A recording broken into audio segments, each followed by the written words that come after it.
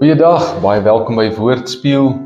Jy nou vanoggend vroeg of laat vanaand na hierdie video kyk, hoop en glo en vertrou ek dat jy die Here beleef, wat ook met jou sal praat deur sy woord en deur die Heilige Gees wat met jou is.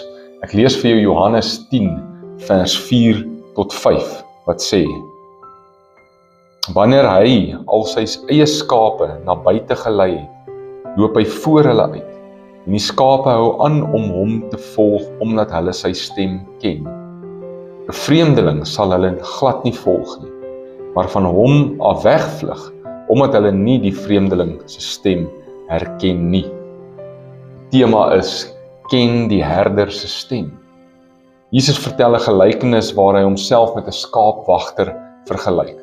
En hy sê, hy is die ware skaapwagter, en die ware skaapwagter kom in by die kraal se hek, en hy roep sy skape, en sy skape kom uit en hulle volg hom, want hulle ken sy stem.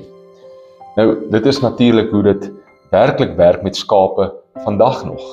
Skape leer van kleins af hulle skaapwagter se stem ken, en in hierdie tyd toe skaapwagters met hulle skape na 'n waterput toe sou gaan, sou die troppe van verskillende herders gemeng het met mekaar en deur mekaar geraak het, water gedrink het, maar wanneer die skaapwagter weer loop, sou hy roep of fluit of begin sing, en net sy skape sou begin agter hom aanloop, want hulle ken hulle herder se stem.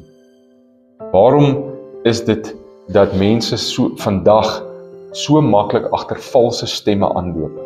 Mense wat beweer dat hulle Jesus ken, hardloop agter roemers aan van iemand wat sê dat hy of sy die Messias is, wat teruggekom het, of agter stemme aan wat sê dat die wêreld op 'n sekere datum gaan eindig, of 'n kerk wat mense leer om goed te doen wat nie in lyn met God se woord en met God se gees is nie in lyn met die stem van die herder is nie. Jesus sê, dit is omdat mense nie sy stem ken nie, dat hulle agter al hierdie ander goeters aanhardloop.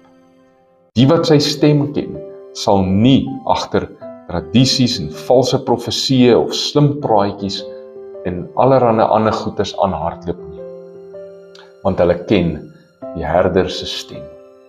Ek moet seker maak, ek ken Jesus en ek ken sy stem, deur tyd saam met hom te spandeer in die woord en in gebed, sodat ek sy stem kan herken, en ook kan herken as daar 'n valse stem is, wat my op 'n verkeerde pad wil lei.